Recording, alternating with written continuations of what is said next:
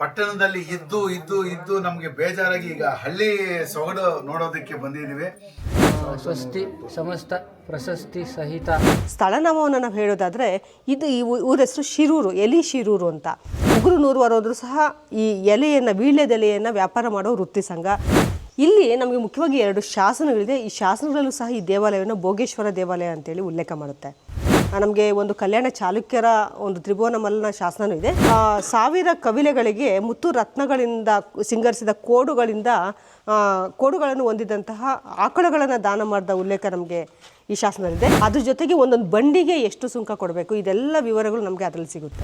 ನೋಡ್ಬೋದಮ್ಮ, ಇವ್ರು ನೋಡಿ ಇಂಥ ಅಂಡೆ ನೀರು ಕುಡಿತಾ ಇದ್ದಾರೆ. ಅಮೃತಪ್ಪ ಅಣ್ಣಿಗೇರಿ ಅಂತ ಬರ್ತಾರೆ. ಸುಮಾರು ಒಂದು 60-70 ವರ್ಷದ ಕನ್ನಡಿ ಇದು ಇವರ ತಾಯಿಯವರಿಗೆ ಕೊಟ್ಟಿರೋ ಬಳುವಳಿ ತವರು ಮನೆಯಿಂದ. ಶಿವಾಜಿಯ ಮುತ್ತಾತನ ಊರು ಸಹ ಸೊರಟೂರು ಅನ್ನುವಂಥ ಒಂದು ಉಲ್ಲೇಖ ನಮಗೆ ಸಿಗುತ್ತೆ.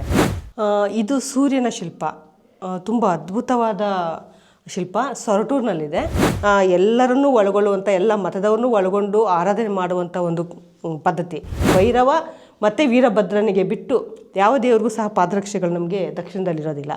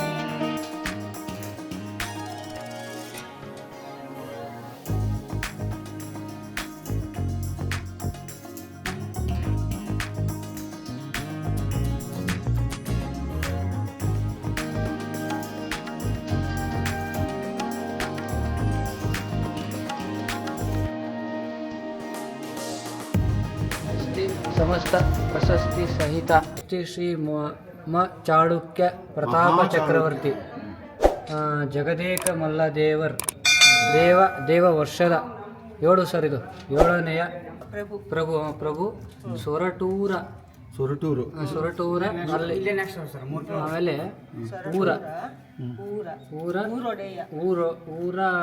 ಊರೊಡೆಯ ಕೊಟ್ಟ ಪುಣ್ಯದ ಫಳ ಮಕ್ಕು.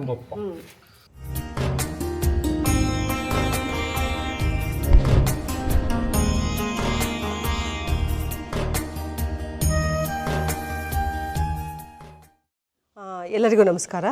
ನನ್ನ ಹೆಸರು ಡಾಕ್ಟರ್ ಸ್ಮಿತಾ ರೆಡ್ಡಿ ಅಂತ. ಈಗ ನಾವು ಎಲಿಶಿರೂರು, ಗದಗ ಜಿಲ್ಲೆಯ ಎಲಿಶಿರೂರು ಅನ್ನುವಂತಹ ಒಂದು ಪ್ರಸಿದ್ಧ ಐತಿಹಾಸಿಕ ಗ್ರಾಮದಲ್ಲಿ ನಾವಿದ್ದೀವಿ. ಇದು ಈ ದೇವಾಲಯ ಭೋಗೇಶ್ವರ ದೇವಾಲಯ. ಈಗ ನಾವು ಏನು ನೋಡ್ತಾ ಇದ್ದೀವಿ, ಇದು ಭೋಗೇಶ್ವರ ದೇವಾಲಯ. ಇಲ್ಲಿ ನಮಗೆ ಮುಖ್ಯವಾಗಿ 2 ಶಾಸನಗಳಿದೆ. ಈ ಶಾಸನಗಳಲ್ಲೂ ಸಹ ಈ ದೇವಾಲಯವನ್ನು ಭೋಗೇಶ್ವರ ದೇವಾಲಯ ಅಂತೇಳಿ ಉಲ್ಲೇಖ ಮಾಡುತ್ತೆ. ಇಲ್ಲಿ ನಾವು ಒಂದು 2 ಶಾಸನ ಇದೆ, ಅದರಲ್ಲಿ ಒಂದು ಶಾಸನವನ್ನು ಗಮನಿಸ್ಬೋದು. ಈ ಶಾಸನದಲ್ಲಿ ನಮಗೆ 2 ಕಾಲಘಟ್ಟಗಳ ಶಾಸನಗಳು ಸಿಗುತ್ತೆ. ನಮಗೆ ಒಂದು ಕಲ್ಯಾಣ ಚಾಲುಕ್ಯರ ಒಂದು ತ್ರಿಭುವನ ಮಲ್ಲನ ಶಾಸನವೂ ಇದೆ. ಅದರ ಕೆಳಗಡೆ ಕಲಚುರಿಯರ ಒಂದು ಶಾಸನವೂ ಸಿಗುತ್ತೆ. ಅಂದರೆ ಈ ಪ್ರದೇಶದಲ್ಲಿ ನಮಗೆ ಕಲ್ಯಾಣ ಚಾಲುಕ್ಯರು, ಅವರೊಟ್ಟಿಗೆ ಕಲಚುರಿಯರು, ಹೊಯ್ಸಳರು, ಸೇವಣರು ಎಲ್ಲರೂ ಸಹ ಆಳ್ವಿಕೆ ನಡೆಸಿರೋದು ನಮಗೆ ಕಾಲದಲ್ಲಿ ಸುಮಾರು ಒಂದು 200 ವರ್ಷಗಳ ಕಾಲದಲ್ಲಿ ಈ ಎಲ್ಲ 4 ರಾಜಮಂತ್ರಿಗಳು ಸಹ ಆಳ್ವಿಕೆಯನ್ನು ನಡೆಸಿರೋದನ್ನು ನಾವು ಗಮನಿಸ್ಬೋದು. ಮುಖ್ಯವಾಗಿ ಈ ಶಾಸನದ ಒಂದು ಹಿನ್ನೆಲೆಯಲ್ಲಿ ಈ ಊರಿನ ಒಂದು ಸ್ಥಳನಾಮವನ್ನು ನಾವು ಹೇಳೋದಾದರೆ ಇದು ಈ ಊರ ಹೆಸರು ಶಿರೂರು, ಎಲಿ ಶಿರೂರು ಅಂತ. ಎಲಿ ಅನ್ನೋದು ನಮಗೆ ವೀಳ್ಯದೆಲೆಯನ್ನು ಸಂಕೇತ ಮಾಡುತ್ತೆ. ಈಗ ನಾವು ಈ ಒಂದು ಪರಿಸರದಲ್ಲಿ ಗಮನಿಸ್ಬೋದು ಮತ್ತು ಇಲ್ಲಿಯ ಶಾಸನಗಳಲ್ಲಿ ಗಮನಿಸ್ಬೋದು.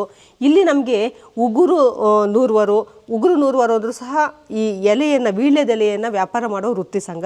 ಆಮೇಲೆ ಎಲೆ ಭುಜಂಗರು ಅಂತ ಉಲ್ಲೇಖ ಬರುತ್ತೆ, ಅವರು ಸಹ ಎಲೆ ವ್ಯಾಪಾರಿಗಳು. ಉಗುರು ಮೂರುವರು, ಭುಜಂಗರು ಮತ್ತು ಗವರೆಗರು, ಗಾತ್ರಿಗರು ಅನ್ನೋ ಬೇರೆ ಬೇರೆ ಹೆಸರುಗಳಿಂದ ವೃತ್ತಿ ಸಂಘಗಳು ಇಲ್ಲಿ ವೀಳ್ಯದೆಲೆ ವ್ಯಾಪಾರಿಗಳಿರುತ್ತೆ. ಈ ಊರು ಸಹ ಅಂಥ ಒಂದು ವ್ಯಾಪಾರಿಗಳ ಒಂದು ನೆಲೆಯಾಗಿತ್ತು ಅನ್ನೋದು ನಾವು ಈ ಶಾಸನದಲ್ಲಿ ನಮಗೆ ಕಂಡುಬರುತ್ತೆ. ಈ ಶಾಸನದಲ್ಲಿ ಈ ಭೋಗೇಶ್ವರ ದೇವಾಲಯದ ಅಂಗಭೋಗ ರಂಗಭೋಗ, ಅಂಗಭೋಗ ಅಂದರೆ ನಮಗೆ ದೇವರ ಚಾಮರ ಸೇವೆಗೋಸ್ಕರ, ಮತ್ತು ರಂಗಭೋಗ ಅಂದರೆ ಸಂಗೀತ ನೃತ್ಯ ಮುಂತಾದ ಇದು ಲಲಿತ ಕಲೆಗಳ ಪೋಷಣೆ ಜೊತೆಗೆ ದೇವರಿಗೆ ಒಂದು ಸೇವೆಯನ್ನು ಮಾಡೋ ಸಂಗೀತ ಸೇವೆ, ಲಲಿತ ಕಲೆಗಳ ಸೇವೆಯನ್ನು ಸಹ ಹಿಂದಿನ ಕಾಲದಲ್ಲಿ ನಡೆಸ್ಕೊಂಡು ಬರ್ತಾಯಿದ್ರು. ಆ ಒಂದು ಎರಡೂ ಸೇವೆಗಳಿಗೋಸ್ಕರ ದಾನ ಕೊಟ್ಟಂಥ 60 ತೊಕ್ಕಲು, ಅಂದರೆ ಪ್ರತಿಯೊಂದು ಊರುಗಳಲ್ಲೂ ಸಹ ಒಂದು ಸಭಾ ಸಮಿತಿಗಳು ಇರ್ತಾಯಿದ್ವು. ಅಂಥ ಸಮಿತಿಗಳ ಸಭೆಗಳ ಭಾಗವಾಗಿ ಅಥವಾ ವೃತ್ತಿ ಶ್ರೇಣಿಗಳು ಇಂಥ ಒಂದು ಸಮಿತಿಗಳ ಜವಾಬ್ದಾರಿಗಳನ್ನು ಪಡ್ಕೊಳ್ತಾ ಇದ್ವು. ಅವು ಈ ದೇವರಿಗೆ, ಭೋಗೇಶ್ವರ ದೇವರಿಗೆ ತಮ್ಮ ಒಂದು ಉತ್ಪತ್ತಿಯಲ್ಲಿ ಬಂದಂತಹ ಹಣವನ್ನು ಅದರ ಒಂದು ಅಂಗಭೋಗ ರಂಗಭೋಗದ ಸೇವೆಗಳಿಗಾಗಿ ದಾನ ಕೊಟ್ಟಂಥ ಉಲ್ಲೇಖವನ್ನು ನಾವು ಈ ಶಾಸನದಲ್ಲಿ ನೋಡ್ತೀವಿ. ಅದೇ ರೀತಿ ಈ ಒಂದು ದಾನವನ್ನು ಯಾರು ಹಾಳು ಮಾಡ್ತಾರೋ ಅವರಿಗೆ ಏನು ಶಾಪಶೆ ಸಿಗಬೇಕು ಅನ್ನೋದು ಈ ಶಾಸನದಲ್ಲಿದೆ. ಅದು ಈ ಶಾಸನದಲ್ಲಿ ಇದನ್ನು ಕಾಪಾಡುವಂಥವರಿಗೆ ಏನೇನು ಪುಣ್ಯ ಬರುತ್ತೆ ಅನ್ನೋ ಒಂದು ಅರ್ಥವನ್ನು ಹೇಳ್ತಾ, 1000 ಕವಿಲೆಗಳಿಗೆ ಮುತ್ತು ರತ್ನಗಳಿಂದ ಸಿಂಗರಿಸಿದ ಕೋಡುಗಳನ್ನು ಹೊಂದಿದಂತಹ ಆಕಳುಗಳನ್ನು ದಾನ ಮಾಡಿದ ಉಲ್ಲೇಖ ನಮಗೆ ಈ ಶಾಸನದಲ್ಲಿದೆ. ಈ ಶಾಸನವನ್ನು ಯಾರು ಬರೆದಿದ್ದಾನೆ ಅನ್ನೋ ಒಂದು ಅವನ ಹಸ್ತ ನಮಗೆ ಸಾಮಾನ್ಯ ಬೊಪ್ಪ ಅಂತೇಳಿ ಕರಿತೀವಿ. ಇಲ್ಲಿ ಅವನ ಒಂದು ಹೆಸರು ಸಹ ಇದೆ, ಬೊಪ್ಪ ಅಂತೇಳ್ಬಿಟ್ಟು. ನಾವು ಇವತ್ತೇನು ಸೈನ್ ಹಾಕ್ತೀವಿ ಆ ಸೈನ್ ರೀತಿ ಇಲ್ಲಿ ಒಪ್ಪದ ರೀತಿ ಇದೆ ನೋಡಿ. ಇಷ್ಟು ಅಕ್ಷರ ತುಂಬ ಸುಂದರವಾಗಿ ಬಂದಿದೆ. ಇಲ್ಲಿ ಅವರು ನಿಜವಾದ ಸೈನು ಹಾಕಿರೋದು, ಬೊಪ್ಪ ಅಂತೇಳಿ ಹಾಕಿದ್ದಾನೆ. ಇದನ್ನು ಬರೆದಂತಹ ಕವಿ ಇರ್ಬೋದು, ಲಿಪಿಕಾರ ಇರ್ಬೋದು, ಅವು ಎಲ್ಲರನ್ನೂ ಸಹ ಬೊಪ್ಪ ಸೂಚಿಸುತ್ತೆ. ಇದು ಎಲಿಶಿರೂರು ಸಹ ನಮಗೆ ಈಗಾಗಲೇ ಇಲ್ಲೂ ಸಹ ನಮಗೆ ಎಲೆಯ ವ್ಯಾಪಾರಿಗಳಿದ್ದ ಉಲ್ಲೇಖ ಸಿಗೋದ್ರಿಂದ ಎಲಿಶಿರೂರು ನಮಗೆ ವೀಳ್ಯದೆಲೆ ವ್ಯಾಪಾರಿಗಳ ಒಂದು ಸಂಘ ಇದ್ದಂಥ ಅಥವಾ ಆ ಒಂದು ನಿವಾಸಿಗಳಿದ್ದಂಥ ಒಂದು ಸ್ಥಳ ಅಂತೇಳಿ ನಾವು ಹೇಳ್ಬೋದು. ಹೌದು, ನಮಗೆ ಲಕ್ಕುಂಡಿ ಶಾಸನದಲ್ಲಿ ದೀರ್ಘವಾಗಿ ಒಂದು ಶಾಸನ ಸುಮಾರು 100 ಸಾಲುಗಳ ಶಾಸನ ಆ ಎಲೆ ವ್ಯಾಪಾರಿಗಳ ಒಂದು ವಿವರಗಳನ್ನೇ ಕೊಡುತ್ತೆ. ಯಾವ ರೀತಿ ಒಂದು ಹೇರಿ ಅಂದರೆ ಎಲೆಗಳನ್ನು ನಾವು ಹೇರಿನ ರೀತಿಯಲ್ಲಿ ವ್ಯಾಪಾರ ಮಾಡ್ತೀವಿ. ಆ ಒಂದೊಂದು ಹೇರಿಗೆ ಎಷ್ಟು ನಾವು ಸುಂಕ ಕೊಡಬೇಕು, ಅದ್ರ ಜೊತೆಗೆ ಒಂದೊಂದು ಬಂಡಿಗೆ ಎಷ್ಟು ಸುಂಕ ಕೊಡಬೇಕು, ಇದೆಲ್ಲ ವಿವರಗಳು ನಮಗೆ ಅದರಲ್ಲಿ ಸಿಗುತ್ತೆ ಲಕ್ಕುಂಡಿ ಶಾಸನದಲ್ಲಿ.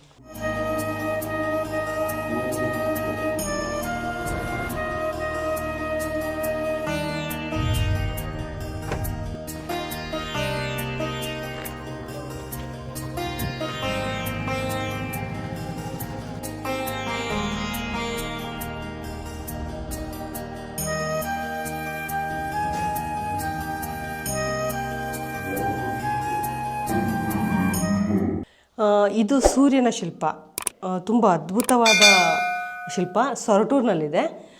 ಮೊದಲನೇದಾಗಿ ಸೊರಟೂರು ಬಗ್ಗೆ ನಾವು ಹೇಳ್ಬೋದಾದರೆ ಇದು ಗದಗ ಜಿಲ್ಲೆಯಲ್ಲಿ ಬರುವಂಥ ಒಂದು ಊರು. ಇಲ್ಲಿ ಹಲವಾರು ದೇವಾಲಯಗಳ ನೆಲೆಯಾಗಿದೆ. ಅದಕ್ಕಿಂತ ಮಿಗಿಲಾಗಿ ಚಾರಿತ್ರಿಕವಾಗಿ ನಾವು ಹೇಳ್ಬೋದು ಅಂದರೆ ಸ್ವಲ್ಪ ಮಧ್ಯಕಾಲೀನ ಯುಗದ ನಂತರ ಹೇಳ್ಬೋದು ಅನ್ನೋದಾದರೆ ಶಿವಾಜಿಯ ಮುತ್ತಾತನ ಊರು ಸಹ ಸೊರಟೂರು ಅನ್ನುವಂಥ ಒಂದು ಉಲ್ಲೇಖ ನಮಗೆ ಸಿಗುತ್ತೆ. ಶಿವಾಜಿಯ ಮೂಲ ನೆಲೆ ಕನ್ನಡ ನೆಲ ಅನ್ನೋ ಒಂದು ಕೃತಿಯಲ್ಲಿ ಅದನ್ನು ತುಂಬ ಸವಿಸ್ತಾರವಾಗಿ ಹೇಳಿ, ಇಲ್ಲಿಂದ ಹೇಗೆ ಮಹಾದೇವನ ದೇವಾಲಯವನ್ನು ಮಹಾರಾಷ್ಟ್ರಕ್ಕೆ ತಗೊಂಡೋಗಿ ಅವರ ಕುಲದೇವತೆಯನ್ನಾಗಿ ಮಾಡಿಕೊಂಡ್ರು ಅನ್ನೋದ್ರ ಬಗ್ಗೆ ಅವ್ರು ತುಂಬ ಆ ಪುಸ್ತಕದಲ್ಲಿ ವಿಶೇಷವಾಗಿ ಚರ್ಚೆ ಮಾಡಲಾಗಿದೆ. ಅಂತ ಸೊರಟೂರಿನಲ್ಲಿ ನಾವು ಇದ್ದೀವಿ. ಇಲ್ಲಿ ಸೊರಟೂರಿನಲ್ಲಿ ವೆಂಕಟೇಶ್ವರ ದೇವಾಲಯದ ಬಲಭಾಗದಲ್ಲಿ ಈ ಚಾಲುಕ್ಯರ ಕಾಲದ ಈ ದೇವಾಲಯ ಇದೆ. ಮೂಲತಃ ಇದು ಈಶ್ವರ ದೇವಾಲಯ, ಸಾಮಾನ್ಯವಾಗಿ ಕಲ್ಮೇಶ್ವರ ಅಂತಲೂ ಸಹ ಕರೀತಾರೆ ಈ ದೇವಾಲಯವನ್ನು. ಇಲ್ಲಿ ಈಶ್ವರ ದೇವಾಲಯದಲ್ಲಿ ಸಾಮಾನ್ಯವಾಗಿ ನಮಗೆ ಸೂರ್ಯ, ಗಣಪತಿ ಮತ್ತು ವಿಷ್ಣು, ಶಿವ ಮತ್ತು ಶಕ್ತಿ ಅಂದರೆ ಪಂಚಾಯತನ ವ್ಯವಸ್ಥೆ, ನಮಗೆ ಶಂಕರಾಚಾರ್ಯರಿಂದ ಪಂಚಾಯತನ ವ್ಯವಸ್ಥೆ ಪೂಜಾ ವಿಧಾನ ಬರುತ್ತೆ. ಇಲ್ಲೇನು ಅಂದರೆ ಒಂದು ರೀತಿ ಇದು ಎಲ್ಲ ದೇವರುಗಳನ್ನು ಒಳಗೊಂಡಂತೆಯೇ ಎಲ್ಲರನ್ನೂ ಒಳಗೊಳ್ಳುವಂಥ, ಎಲ್ಲ ಮತದವರನ್ನು ಒಳಗೊಂಡು ಆರಾಧನೆ ಮಾಡುವಂಥ ಒಂದು ಪದ್ಧತಿ. ಇದು ಹಲವಾರು ರೀತಿಗಳಿಂದ ನಮಗೆ ಕರ್ನಾಟಕದ ಒಂದು ಧಾರ್ಮಿಕ ಸಹಿಷ್ಣುತೆಯ ದೃಷ್ಟಿಯಿಂದ, ಕರ್ನಾಟಕದ ಒಂದು ಮತ ಪರಂಪರೆಯ ದೃಷ್ಟಿಯಿಂದ ತುಂಬ ಮಹತ್ವವಾದ ಪದ್ಧತಿ ಈ ಪಂಚಾಯತನ ಪೂಜಾ ವ್ಯವಸ್ಥೆ. ಇದರಲ್ಲಿ ಏನು ಅಂದರೆ ನಮಗೆ ಮುಖ್ಯವಾಗಿ 5 ದೇವತೆಗಳನ್ನು, ಅದು ಇಲ್ಲಿ ಇವತ್ತು ನಾವು ಧರ್ಮ ಅಂತೇಳಿ ಅದು ಸಂಕೀರ್ಣ ಮಾಡ್ತೀವಿ, ಅದಕ್ಕಿಂತ ಮಿಗಿಲಾಗಿ ಮತಗಳು, ಇದು ವೈಷ್ಣವ ಮತ ಮತ್ತು ಶೈವ ಮತ, ಶಾಕ್ತ ಮತ ಶಕ್ತಿ ದೇವತೆ, ಮತ್ತು ಸೌರ ಪಂಥ ಸೂರ್ಯ, ಮತ್ತು ಗಾಣಪತ್ಯ ಪಂಥ, ಈ 5 ಪಂಥಗಳು ನಮಗೆ ಪ್ರಾಚೀನ ಕರ್ನಾಟಕದಲ್ಲಿ ಅಂತೆಯೇ ಭಾರತದಲ್ಲಿಯೂ ಸಹ ತುಂಬ ಹೆಚ್ಚು ಪ್ರಚಾರವನ್ನು ಪಡ್ಕೊಂಡಿದ್ದಂತಹ ಪಂಥಗಳು. ನಮಗೆ ಸೂರ್ಯನ ಶಿಲ್ಪವನ್ನು ಇಲ್ಲಿ ನೋಡ್ತಾ ಇದ್ದೀವಿ. ಈ ಸೂರ್ಯನ ಶಿಲ್ಪದ ಒಂದು ಹಿನ್ನೆಲೆಯನ್ನು ಹೇಳಬೇಕು ಅಂದರೆ ನಮಗೆ ಇದು ಮೂಲತಃ ನಮ್ಮಲ್ಲೇ ಭಾರತದ ಒಂದು ಪಂಥದಿಂದ, ಸೌರ ಪಂಥದಿಂದ ಉಗಮಾಗಿದೆ ಅಂತ ಹೇಳ್ತಾರೆ. ಇನ್ನೊಂದು ಅರ್ಥದಲ್ಲಿ ನಮಗೆ ಕುಶಾನರಿಂದ ಸೂರ್ಯ ಪಂಥ ಬಂತು ಅಂತಲೂ ಹೇಳ್ತಾರೆ. ಇನ್ನೂ ಇದ್ರ ಬಗ್ಗೆ ನಮಗೆ ಸ್ಪಷ್ಟವಾದ ನಿಲುವುಗಳನ್ನು ತಗೊಳ್ಳೋದಕ್ಕೆ ಸಾಧ್ಯ ಆಗ್ತಿಲ್ಲ. ಆದರೆ ನಮಗೆ ವೇದಗಳಲ್ಲಿಯೇ ಸಹ ನಮಗೆ ಸೂರ್ಯನ ಬಗ್ಗೆ ನಮಗೆ ಉಲ್ಲೇಖ ಸಿಗುತ್ತೆ. ಯಾಕೆಂದರೆ ಪ್ರಕೃತಿ ಮೊದಲಿಂದಲೂ ಸಹ ಋಗ್ವೇದದಲ್ಲಿ ಮತ್ತು ನಂತರದ ವೇದಗಳಲ್ಲಿ ನಮಗೆ ಪ್ರಕೃತಿಗೆ ಅದು ರಾತ್ರಿ ಇರ್ಬೋದು, ಹಗಲಿರ್ಬೋದು, ಆಮೇಲೆ ನಮ್ಮನ್ನೆಲ್ಲ ಪೋಷಣೆ ಮಾಡುವ ಪೊರೆಯುವಂತಹ ದೇವರು ಮುಖ್ಯವಾಗಿ ಸೂರ್ಯ, ಬೆಳಕು ಕೊಡುವಂಥವನು. ನಾವು ಜೀವ ಜಗತ್ತು ಎದ್ದೇಳಬೇಕು ಅಂದರೆ, ಮಲಗಬೇಕು ಅಂದರೆ ಆತನ ಒಂದು ಸೂರ್ಯನ ಒಂದು ಪ್ರಭಾವ, ಆಕಾಶ, ಭೂಮಿ ಇಂಥದ್ದೆಲ್ಲ ಹೆಚ್ಚು ನಮಗೆ ಇನ್ಫ್ಲೂಯೆನ್ಸ್ ಮಾಡುತ್ತೆ. ಹಾಗಾಗಿ ಆವತ್ತಿಂದಲೂ ಸಹ ಪ್ರಕೃತಿಯನ್ನೇ ದೇವರು ಅಂತೇಳಿ ಭಾವಿಸ್ಕೊಂಡು ಬಂದಂತಹ ಸಂದರ್ಭದಲ್ಲಿ ಸೂರ್ಯ ಋಗ್ವೇದದಲ್ಲೇ ಸಹ ಉಲ್ಲೇಖಗೊಂಡಿದ್ದಾನೆ. ಹೀಗಾಗಿ ನಾವು ಕುಶಾನದಿಂದ ಸೂರ್ಯ ಬಂತು ಅಂತ ಹೇಳೋದಕ್ಕಿಂತ ಋಗ್ವೇದ ಕಾಲದಲ್ಲೂ ಸೂರ್ಯ ಇತ್ತು. ಆದರೆ ಸೂರ್ಯನನ್ನು ಅಮೂರ್ತ ರೂಪದಲ್ಲಿ ಪೂಜೆ ಮಾಡ್ತಿರ್ತಾರೆ. ಆದರೆ ಮೂರ್ತ ರೂಪದಲ್ಲಿ ನಮಗೆ ಅಂದರೆ ಸೂರ್ಯನನ್ನು ಒಂದು ಬಿಂಬದ ರೂಪದಲ್ಲಿ ಅವನಿಗೆ ಕೆಲವು ಮೂರ್ತ ಲಕ್ಷಣಗಳನ್ನು ಕೊಟ್ಟು, ಸೂರ್ಯ ಶಿಲ್ಪ ಅಂದರೆ ಪ್ರತಿಮಾಶಾಸ್ತ್ರದಲ್ಲಿ ಈಗೀಗೆ ಅಂಶಗಳಿರಬೇಕು ಅಂತ ಹೇಳಿಬಿಟ್ಟು ನಮಗೆ ಒಂದು ಮೂರ್ತ ರೂಪ ಕೊಟ್ಟು ಪ್ರತಿಮಾ ಲಕ್ಷಣವನ್ನು ರೂಪಿಸಿದ ಒಂದು ಸಮಯ ಅಂದರೆ ನಮಗೆ 1ನೇ ಶತಮಾನ, ಕ್ರಿಸ್ತಶಕ 1ನೇ ಶತಮಾನದ ಶಿಲ್ಪಶಾಸ್ತ್ರ ಗ್ರಂಥಗಳಲ್ಲಿ ಅದನ್ನು ಸ್ಪಷ್ಟವಾಗಿ ಹೇಳಿದ್ದಾರೆ. ಸಾಮಾನ್ಯವಾಗಿ ನಾವು ಏನು ಅಂದರೆ ಉತ್ತರ ಮತ್ತು ದಕ್ಷಿಣ, ಅದರಲ್ಲಿ ಪ್ರಾರಂಭದಲ್ಲಿ ಏನಾಗುತ್ತೆ ಅಂದರೆ ನಮಗೆ ನಿಂತಿರುವ ಸೂರ್ಯ ಇರುತ್ತೆ, ಕುಳಿತಿರುವ ಸೂರ್ಯನೂ ಸಹ ನಾವು ನೋಡ್ತೀವಿ. ಆಮೇಲೆ ಅರುಣನಿಗೆ ಸಾಮಾನ್ಯವಾಗಿ ಆತ ಒಂದು ಕಾಲಿಲ್ಲ ಅಂತ ಹೇಳ್ಬಿಟ್ಟು ಒಂದು ನಮ್ಮಲ್ಲಿ ಐತಿಹ್ಯ ಇದೆ, ಕಥೆಗಳಿದೆ. ಆ ಒಂದು ಕಾಲಿಲ್ಲ, ಹಾಗಾಗಿ ಅವನು ಯಾವಾಗಲೂ ಕೂತ್ಕೊಂಡು ನೋಡಿ, ಇಲ್ಲಿ ನಾವು 7 ಅಶ್ವಗಳನ್ನು ಅವನು ಯಾವಾಗಲೂ ಸೂರ್ಯನನ್ನು ಸಂಚಾರ ಮಾಡೋದಕ್ಕೆ ಕರ್ಕೊಂಡು ಹೋಗ್ತಾನೆ, ಸಾರಥಿ ಅಂತ ಹೇಳ್ಬಿಟ್ಟು ಹೇಳ್ತೀವಿ ನಾವು ಅರುಣನ್ನು. ಸಾಮಾನ್ಯವಾಗಿ ಎಲ್ಲ ಕಡೆ 7 ಇರುತ್ತೆ. ಪ್ರಾರಂಭದಲ್ಲಿ ಕುದುರೆಗಳನ್ನು ಪಾರ್ಶ್ವವಾಗಿ ಬಿಡಿಸ್ತಾ ಇದ್ರು, ಅಂದರೆ ಅಡ್ಡಡ್ಡವಾಗಿ. ಆದರೆ ನಂತರ 7 ಕುದುರೆಗಳನ್ನು ಸಹ ಮುಂಭಾಗದಲ್ಲಿ ಅಂದರೆ ಒತ್ಕೊಂಡು ಮುಂದೆ ಸಾಗೋ ರೀತಿ ಕ್ರಿಯಾಶೀಲವಾಗಿ ಬಿಡಿಸೋದಕ್ಕೆ ಪ್ರಾರಂಭ ಆಯಿತು. ಆಮೇಲೆ ಈ ಸೂರ್ಯನ ಮುಖ್ಯವಾದ ಪ್ರತಿಮಾ ಲಕ್ಷಣ ಏನು ಅಂದರೆ ಕೈಯಲ್ಲಿ 2 ಕಮಲದ ದಂಟುಗಳನ್ನ ನೋಡಿ, ಇಲ್ಲಿ ನೋಡ್ತೀವಿ, ಇದು ದಂಟು ಭಾಗ, ಇಲ್ಲಿ ಸೂರ್ಯ ನೋಡಿ, ಕಮಲದ ದಂಟು. ಆಮೇಲೆ ಕಿರೀಟ ಮುಕುಟ ಇದೆ, ಅಂದರೆ ಕಿರೀಟದ ರೀತಿ, ಗೋಪುರದ ರೀತಿ ಇದೆ ನೋಡಿ. ಅಂದರೆ ನಾವು ಯಾಕೆ ಅಂದರೆ ನಾವು ದೇವರುಗಳಿಗೆ, ಈಗ ಶಿವನಿಗೆ ಜಟ ಮುಕುಟ ಇದೆ, ಜಟ ಇಂಪಾರ್ಟೆಂಟು, ಆದರೆ ಇಲ್ಲಿ ನಾವು ಕಿರೀಟ ಮುಕುಟ ಇರೋದನ್ನು ಗಮನಿಸ್ತೀವಿ. ಆಮೇಲೆ ಯಜ್ಞೋಪವೀತಗಳು, ಅಜಿನ ಯಜ್ಞೋಪವೀತ ಅಂತಲೂ ಹೇಳ್ತೀವಿ ಇದನ್ನು. ಯಜ್ಞೋಪವೀತಗಳು ನೋಡಿ ಇಲ್ಲಿವರೆಗೂ ಬಂದು ಹೋಗಿದೆ. ಮತ್ತು ಕೇಯೂರಗಳಿದೆ, ಮತ್ತು ಕಂಕಣಗಳಿದೆ. ಸರ್ವಾಲಂಕಾರ ಭೂಷಿತನಾಗಿ ಶಿವ ಇಲ್ಲಿದ್ದಾನೆ, ಕೂದಲು ಇಳಿಬಿಟ್ಟಿದೆ, ಸೂರ್ಯ ಇದ್ದಾನೆ. ಇಲ್ಲಿ ಉಷೆ ಪ್ರತ್ಯುಷೆಯರು ಅಂದರೆ ಇವ್ರು ಯಾವಾಗಲೂ ಸೂರ್ಯನಿಗೆ ಬೆಂಗಾವಲಾಗಿ ಇರುವಂಥವ್ರು ನೋಡಿ. ಇಲ್ಲಿಬ್ಬರು ಸಹ ಬಿಲ್ಲು ಬಾಣಗಳು ಇಟ್ಕೊಂಡು ಯಾವಾಗಲೂ ಸಹ ಸೂರ್ಯನ ಪಕ್ಕದಲ್ಲಿರ್ತಾರೆ. ಇನ್ನಿಬ್ಬರು ಆತನ ಪತ್ನಿಯರು ಉಷೆ ಮತ್ತು ಪ್ರತ್ಯುಷೆ ಅಂತ ಹೇಳ್ಬಿಟ್ಟು ಇಬ್ಬರು, ಅಥವಾ ಉಷಾ ಮತ್ತು ಛಾಯಾ ಅನ್ನೋ ಒಂದು ಹೆಸರುಗಳು ಸಹ ಇದೆ. ಆಮೇಲೆ ಇದು ಕಟಿ ವಸ್ತ್ರವನ್ನು ನೋಡಿ ಎಷ್ಟು ಅಲಂಕಾರಿತವಾಗಿ ಈ ಶಿಲ್ಪದಲ್ಲಿ ಬಿಡಿಸಿದ್ದಾರೆ. ನಮಗೆ ಹೊಯ್ಸಳರ ಕಾಲದಲ್ಲಿ ಇನ್ನೂ ಸೂರ್ಯನ ಶಿಲ್ಪಗಳನ್ನು ತುಂಬ ಅಲಂಕಾರಯುತವಾಗಿ, ತುಂಬ ಕರಕುಶಲತೆಯಿಂದ ಮತ್ತು ತುಂಬ ನವಿರಾದ ಅಲಂಕಾರಗಳಿಂದ ಬಿಡಿಸಿರ್ತಾರೆ ಈ ಶಿಲ್ಪ. ಆಮೇಲೆ ಇನ್ನೊಂದು ನಿಮಗೆ ವಿಶೇಷವಾದದ್ದು ಅಂಶ ಹೇಳಬೇಕೇನು ಅಂದರೆ ಉತ್ತರ ಭಾರತಕ್ಕೂ ಮತ್ತು ದಕ್ಷಿಣ ಭಾರತಕ್ಕೂ ಸೂರ್ಯ ಶಿಲ್ಪಗಳಲ್ಲಿ ವ್ಯತ್ಯಾಸ ಇರುತ್ತೆ. ಏನೋ ವ್ಯತ್ಯಾಸ ಅಂದರೆ ಉತ್ತರ ಭಾರತದಲ್ಲಿ ಸೂರ್ಯ ಬೂಟು ಧರಿಸಿರ್ತಾನೆ ಯಾವಾಗಲೂ. ಅವನ ಕಾಲಲ್ಲಿ ಕಂಪಲ್ಸರಿ ಬೂಟ್ ಇರಬೇಕು, ಅಂದರೆ ಬೂಟ್ ಕಾಲಿನ ಒಂದು ಮಂಡಿಯವರೆಗೂ ಸಹ ಅವನು ಬೂಟು ಧರಿಸಿರುವಂತಹ ಒಂದು, ಅಥವಾ ಕಾಲು ಚೀಲಗಳ ರೀತಿ ಇರುವಂತಹ ಒಂದು ಇದನ್ನು ನಾವು ಪಾದರಕ್ಷೆಗಳನ್ನು ನೋಡ್ತೀವಿ. ಆದರೆ ದಕ್ಷಿಣ ಭಾರತದಲ್ಲಿ ನಮಗೆ ಬರಿಗಾಲಲ್ಲಿರ್ತಾನೆ ಅವನು. ಅಲಂಕಾರಯುತವಾದ ಪಾದಗಳನ್ನು, ಗೆಜ್ಜೆ ಮತ್ತು ಕೇಯೂರುಗಳು ಮತ್ತು ಈ ಉಂಗುರಗಳೆಲ್ಲ ಹಾಕಿರುವಂಥ ನಮಗೆ ಚಿತ್ರಿಸಿ ಈ ರೀತಿ ಇರುತ್ತೆ, ಗಮನಿಸ್ಬೋದು ನಾವು. ಬಹುಶಃ ಆ ವಾತಾವರಣವೂ ಸಹ ನಮಗೆ ಮುಖ್ಯ ಕಾರಣ ಅಂತ ಅನಿಸುತ್ತೆ. ಈಗ ಉತ್ತರ ಭಾರತದಲ್ಲಿ ನಮಗೇನು ಅಂದರೆ ಕಾಲಕ್ಕೆ ಋತುಮಾನಗಳ ಬದಲಾವಣೆ ಆದಾಗ ಇಲ್ಲ ಹೆಚ್ಚು ಸೆಕೆ ಇರುತ್ತೆ, ಇಲ್ಲ ಹೆಚ್ಚು ಚಳಿ ಇರುತ್ತೆ ಕೆಲವು ಇದೆಲ್ಲ. ಬಹುಶಃ ಈ ಮೂಲ ಸೌರಪಂಥ ಎಲ್ಲಿ ಬಂತು ಅಲ್ಲಿನ ಒಂದು ವಾತಾವರಣಕ್ಕೆ ಅನುಗುಣವಾಗಿ ಬಹುಶಃ ಶಿಲ್ಪಿ ಆ ರೀತಿ ಬಿಡಿಸಿರ್ಬೋದು, ಗೊತ್ತಿಲ್ಲ. ಆದರೆ ನಮ್ಮ ದಕ್ಷಿಣ ಭಾರತದಲ್ಲಿ ನಾವು ಇವತ್ತು ಸಹ ಉತ್ತರ ಭಾರತದಲ್ಲಿ ನಾವು ಪಾದರಕ್ಷೆಗಳನ್ನ ಹಾಕೊಂಡು ದೇವಸ್ಥಾನಗಳಿಗೂ ಕೆಲವು ಕಡೆ ಹೋಗೋದಕ್ಕೆ ಅವಕಾಶ ಇದೆ. ಆದರೆ ದಕ್ಷಿಣದಲ್ಲಿ ನಮಗೆ ಮುಖ್ಯವಾಗಿ ನಾವು ಪಾದರಕ್ಷೆಗಳನ್ನ ಬಿಟ್ಟು ಹೋಗ್ತೀವಿ. ಪಾದರಕ್ಷೆಗಳನ್ನು ಹಾಕ್ಕೊಳ್ಳೋದು ಯಾವ ದೇವ್ರಿಗೂ ಬಿಡಿಸೋದಿಲ್ಲ ನಾವು. ಭೈರವ ಮತ್ತು ವೀರಭದ್ರನಿಗೆ ಬಿಟ್ಟು ಯಾವ ದೇವ್ರಿಗೂ ಸಹ ಪಾದರಕ್ಷೆಗಳು ನಮಗೆ ದಕ್ಷಿಣದಲ್ಲಿರೋದಿಲ್ಲ. ಇಲ್ಲೂ ಅಷ್ಟೇ ನಮಗೆ ಸೂರ್ಯನಿಗೆ ಯಾವುದೇ ರೀತಿಯ ಪಾದರಕ್ಷೆಗಳಿಲ್ಲ, ಅಲಂಕಾರ ಭೂಷಿತವಾದ ಒಂದು ಪಾದಗಳನ್ನು ನಾವು ನೋಡ್ಬೋದು. ಇನ್ನು ವಿಶೇಷವಾಗಿ ಈ ಒಂದು ಶಿಲ್ಪದ ಹಿನ್ನೆಲೆಯಲ್ಲಿ ವಿಶೇಷ ಏನು ಅಂದರೆ ದ್ವಾದಶ ಆದಿತ್ಯರನ್ನು ಗಮನಿಸ್ಬೋದು ನೀವು. ಇಲ್ಲಿ ನೋಡಿ, ದ್ವಾದಶ ಅಂದರೆ 12 ಆದಿತ್ಯರು. ನಮ್ಮಲ್ಲಿ ಏನು ಅಂದರೆ ನಮ್ಮ ಪ್ರತಿಮಾಶಾಸ್ತ್ರ ಮತ್ತು ಪುರಾಣದಲ್ಲಿ ಆದಿತ್ಯರು, ದ್ವಾದಶ ಆದಿತ್ಯರು, ಏಕಾದಶ ರುದ್ರರು, ಅಷ್ಟವಸುಗಳು, ಅಶ್ವಿನಿ ದೇವತೆಗಳು, ಈ ಥರ ಒಂದು ಕಲ್ಪನೆ ನಮ್ಮದು. ಇವರು ಕಶ್ಯಪ ಮತ್ತು ಅದಿತಿಯ ಮಕ್ಕಳು. ಈ ದ್ವಾದಶ ಆದಿತ್ಯರು ಇವರು ಸೂರ್ಯನ ಅಂಶವನ್ನು ಒಳಗೊಂಡಿರುವಂತಹ ಮತ್ತು ಸೂರ್ಯನಿಗೆ ಸದಾ ಬೆಂಗಾವಲಾಗಿ ಇರುವಂಥವ್ರು ಅನ್ನೋ ಒಂದು ಮಾತು ನಮಗೆ ಪ್ರತಿಮಾಶಾಸ್ತ್ರದ ಹಿನ್ನೆಲೆಯಲ್ಲಿ ಕಂಡುಬರುತ್ತೆ. ಇಲ್ಲಿ ಇರುವಂತಹ ದ್ವಾದಶ ಆದಿತ್ಯರನ್ನು ಗಮನಿಸ್ಬೋದು. ಪ್ರತಿಯೊಂದು ಶಿಲ್ಪವೂ ಭಿನ್ನವಾಗಿದೆ. ಅಂದರೆ ಒಂದೇ ಪ್ರತಿಮಾಶಾಸ್ತ್ರದ ಪ್ರಕಾರ ಒಂದೇ ರೀತಿ ಇಲ್ಲ. ಇಲ್ಲಿ ಆದಿತ್ಯ ಅಂತ ಬಂದಾಗ ನಮಗೆ ಕಮಲಗಳನ್ನು ಕೈಯಲ್ಲಿ ಎರಡು ಕೈಯಲ್ಲಿ ಹಿಡ್ದಿರಬೇಕು ಅಂತಿದೆ. ಆದರೆ ಇಲ್ಲಿ ನಾವು ನೋಡುವಾಗ ಪ್ರತಿಯೊಂದು ಇದರಲ್ಲಿ ಒಂದರಲ್ಲಿ ಕಮಲ ಇದೆ, ಇನ್ನೊಂದರಲ್ಲಿ ಕೈಯಲ್ಲಿ ಬೀಜಪುರ ಇದೆ, ಇನ್ನೊಂದರಲ್ಲಿ ಪರಶು ಇದೆ, ಅಂಕುಶ ಇದೆ. ಮತ್ತು ಆ ಕಡೆ ಸಹ ನಾವು ಬೇರೆ ಬೇರೆ ಇಲ್ಲಿ ಇನ್ನೂ ಒಂದೆರಡು ಇರಬೇಕಾಗಿತ್ತು, ಇಲ್ಲಿ ಹೋಗಿವೆ. ಒಟ್ಟು 12 ಇರಬೇಕು. ಆದರೆ ನಮ್ಗೆ 12 ಸಹ ಇಲ್ಲಿ ಕಾಣಿಸ್ತಾ ಇಲ್ಲ.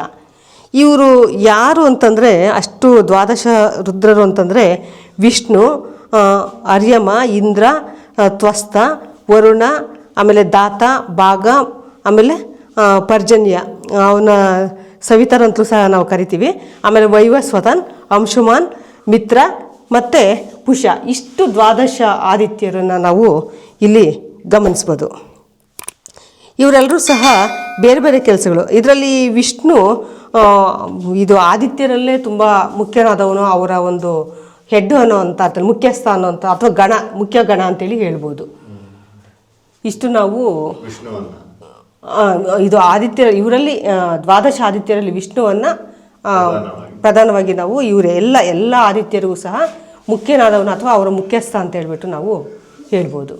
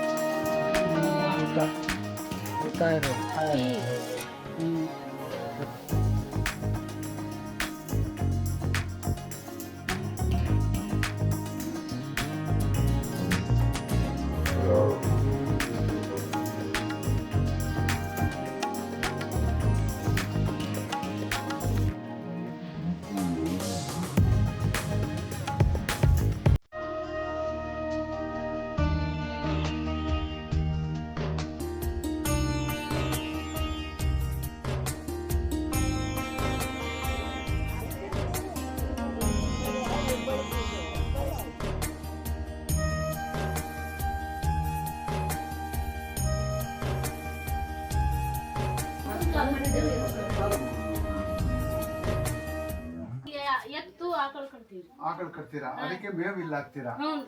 ಇದು ಬಾದ್ಲಿ ರೀ. ಕೊಟ್ಟಿಗೆ ಇರ್ತಿತ್ತು, ಆಮೇಲೆ ಮನೆ ಇರ್ತಿತ್ತು. ಹೌದು. ಈಗ ನೋಡಿ ಇವ್ರು ಇರೋದಕ್ಕೆ ಇದ್ರ ಒಳಗಡೆ ಅವರು ಮನೆ ಕಟ್ಟಿದ್ದಾರೆ. ನೋಡ್ಬೋದಮ್ಮ? ಬನ್ನಿ, ನೀವು ನೋಡಿರಮ್ಮ. ನೋಡಿ, ಅಡಿಗೆ ಮನೆಯಲ್ಲಿ ನಾವು ಮಸಾಲೆ ಡಬ್ಬಿಗಳನ್ನ ಇಡ್ತೀವಿ. ಇಲ್ಲಿ ಮುಂದೆನೆ ಇಟ್ಟಿದ್ದಾರೆ. ಮಸಾಲೆ ಐಟಮ್ ಅಲ್ಲ, ಇಲ್ಲಿ ಮೇಲೆ ಇಟ್ಟಿದ್ದಾರೆ.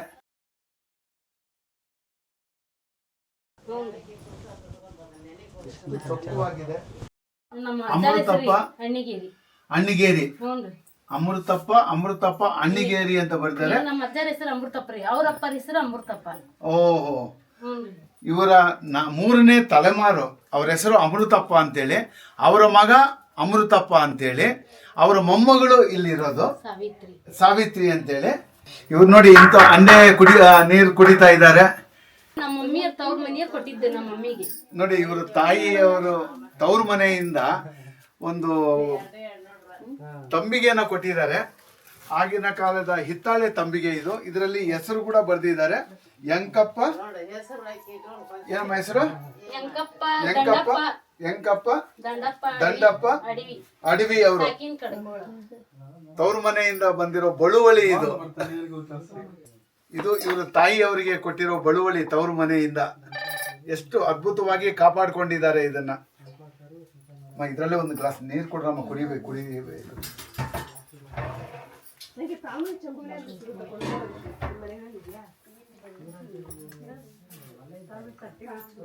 ಪಟ್ಟಣದಲ್ಲಿ ಇದ್ದು ಇದ್ದು ಇದ್ದು ನಮಗೆ ಬೇಜಾರಾಗಿ ಈಗ ಹಳ್ಳಿ ಸೊಗಡು ನೋಡೋದಕ್ಕೆ ಬಂದಿದ್ದೀವಿ. ನಾವು ಹಳ್ಳಿಗಳಲ್ಲೇ ಹುಟ್ಟಿ ಬೆಳೆದಿದ್ರೂ ಈ ರೀತಿ ಹಳ್ಳಿಗಳು ಮನೆಗಳು ನೋಡಿರಲಿಲ್ಲ. ತುಂಬ ಸಂತೋಷ ಆಗ್ತಾ ಇದೆ. ಸುಮಾರು ಒಂದು 60-70 ವರ್ಷದ ಕನ್ನಡಿ ಇದು. ಮತ್ತೆ ಬೇರೆ ನಮ್ಮದ ಹಿತ್ಲ ನಿಮ್ಗೆ ಎಷ್ಟು ವರ್ಷ? 90 ವರ್ಷ 90. ಹ್ಞೂನ್ರಿ.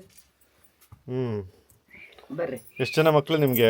ಅವ್ರಿಗೆ ಏನ್ರಿ ನಿಮ್ಗೆ ಎಷ್ಟು ಜನ ಮಕ್ಳು? ಕೇಳಲ್ರಿ ಜೋರಿಗೆ ಹೇಳಲ್ರಿ. ಮಕ್ಳು ಕಿವಿ ಕೇಳದಿಲ್ಲ ಬಿಡ್ರಿ. ಹೌದಾ? ಆಗಲೇ ತಗೊಂಡೆ ಸರ್, ಚೆನ್ನಾಗಿದೆ.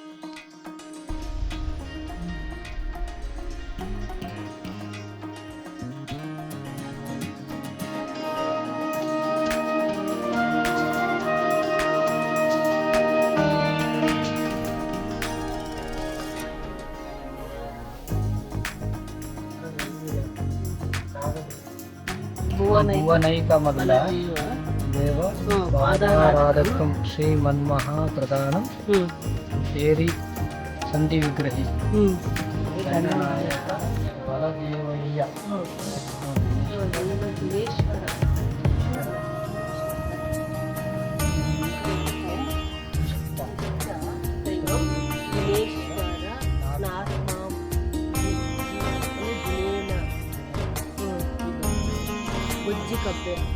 ಮಜಬಸಿಂಹ ಮದೇವ ಸಿಂಹ ಮನೆ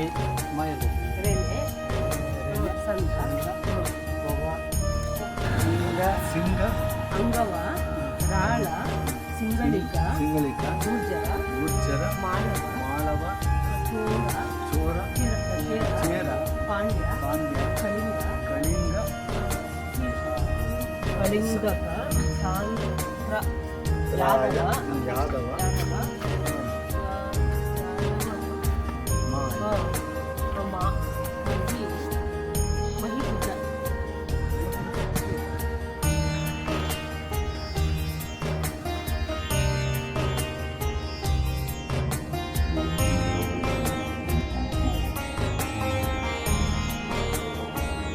ಹೆಸರು?